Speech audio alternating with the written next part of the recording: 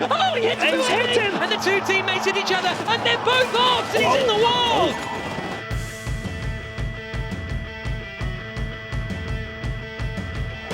And here come the Mahindra teammates. Gasly. And they've got Gasly in the middle of it. Gasly into the fence. And again. What happened there?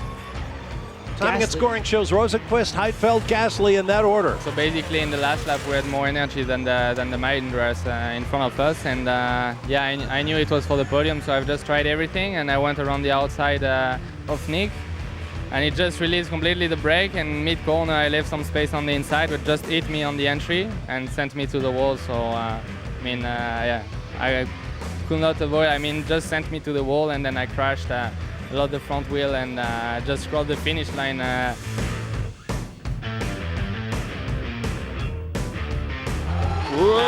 Ben's going to get him this time. He's got the overlap. He's got the overlap. He's going to force the issue.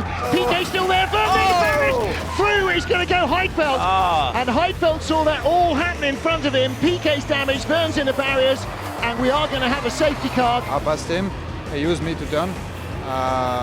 Totally run into me in the middle of the corner, and then didn't leave me any room on the outside, and he had plenty of room on the right, and he just completely pushed me into the wall. So very, very, very unfair driving from him, and now I don't score any points, and I have a wrist that is really painful. So it's who he is. I could clearly see which kind of driver he was today. I know exactly that I passed him, and he used me to break his car and then direct me into the wall.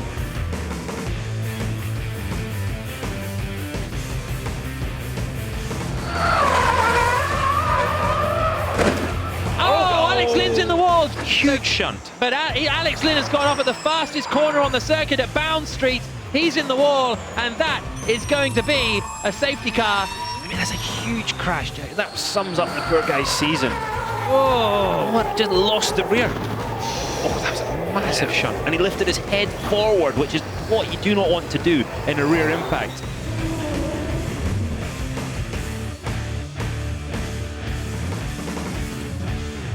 He's racing those big singles. And that is a bit of a confusion under yellow flags. With only 2.5 minutes left to go, Rosenqvist will play no further part in the session, and actually, I think this will be a time for the race director to red flag it, because no one's going to get a lap in. So what happens here? This is Oliver Turvey slowing up heavily. He's not even looked in his mirrors, he's looking around the corner because there's a car stopped in front of him, and Rosenqvist fully committed, fully locked up, nowhere to go.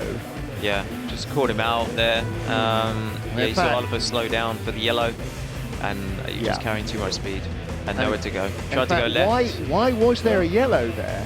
So Felix is sitting there going, oh, come on, really? What happened there?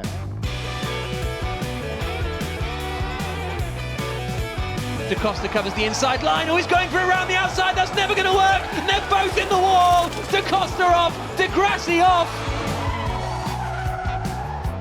Here's a look at the replay, Mark. Yeah, he's going the long way around, which is always going to be a tough call. Then he's going into a right-hander. He's actually made the move, but at the same time, he hasn't quite given up the fact that Da Costa was going to get away with it. And as we've clearly seen, Da Costa didn't want it to happen. In that specific overtake, which was a crash, there was already a full car in front of him. He tried to stick to the inside, which was not possible.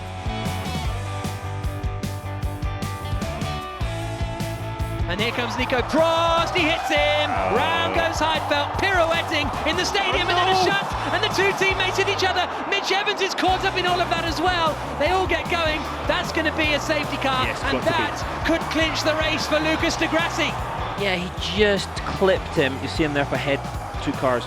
He just clipped him, spun. These guys have got nowhere to go, and there's the result. So, yeah, Nico Prost did cause that collision. It wasn't malicious, I don't think, but...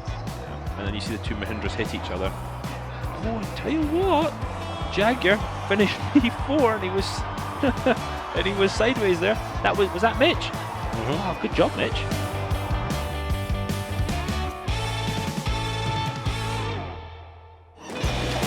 And he's in the wall! Sebastian Buemi, championship leader, out of the second free practice session. That's a big one for Buemi. coming through the bus stop chicane.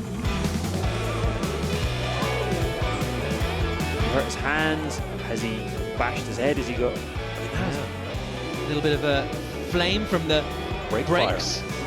And the red flag, understandably, is deployed. So that is effectively going to be the end of this second free practice session. We're not going to get this tidied up in 8 minutes. Buemi jumping out of the car reasonably happily. He hit that first apex, the left-hander. You'll see it here. Look, he hits that, right, knocks it off, and straight in that technical barrier. Thank God it was there.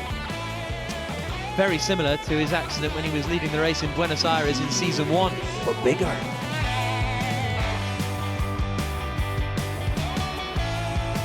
We go green in Monaco, and it's a really good start from Buemi. He holds the lead of the race. D'Ambrosio is trying to challenge De Grassi. Not quite close enough. Bit of a lock-up, but nothing too dramatic, as everyone will have to be so careful. Oh, there's the front wing gone of Jean-Eric Vergne. He's gone into the back of the car behind. Alguersuari's out of the race as well. Oh, and a big melee coming out and down, and that is not what we want to see at all. As Abt out of the race, it's Senna out of the race, safety car deployed. But that, I'm afraid to say, is a classic Monaco pileup coming out of turn 1. Here comes Alguersuari now.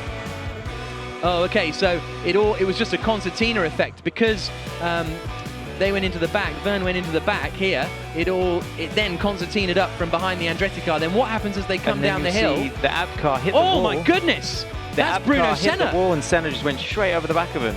Wow, that could have been a really nasty one. Wow, so Bruno Senna leaping over the back of Daniel Abt. Yeah, so Abt, has he been pushed in the wall there, or has he hit the wall on the other side? But that's a big moment for Bruno Senna. And Loic Duval's been taken out in that as well. The two Andretti cars have hit each other, and Karun Chandok's going, well, I'm pretty glad I had that grid penalty now. This is the view from Nick Heidfeld. Oh, locks up on the brakes. Yeah, good reactions from Nick there. That was another close moment.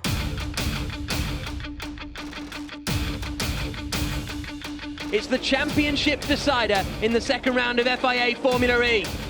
We go green in London. It's a very good start from De Grassi. Is he going to be able to pull alongside and try and attack Nico Prost on the run down to turn 1? He's not quite able to do so. Tucks in behind Nico Prost. How aggressive is he going to be? Coming down into turn 3, into the left-hander. He goes side by side. Oh, he hits him! I don't believe it! The two championship contenders out at turn 1, and that means De Grassi would win the championship on countback. Can you believe it's happened immediately?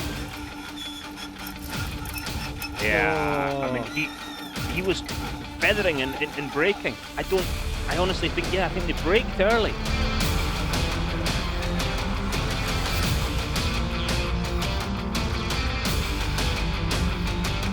Is Heidfeld going to fancy a look into the last corner of the race? Heidfeld goes to the inside line and they make contact and they're both off. And that's an accident for Nick Heidfeld.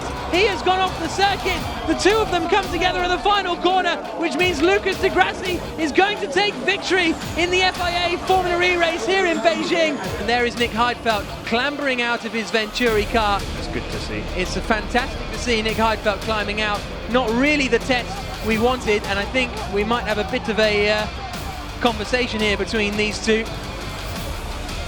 And Nick Heidfeld not impressed with that. Heidfeld goes to the inside, and I mean that's swerved him. Yeah, that's For weekly Formula E videos, click subscribe on the left-hand side. To watch the next one, click the icon in the centre, and remember to hit the like button and leave your comments down below.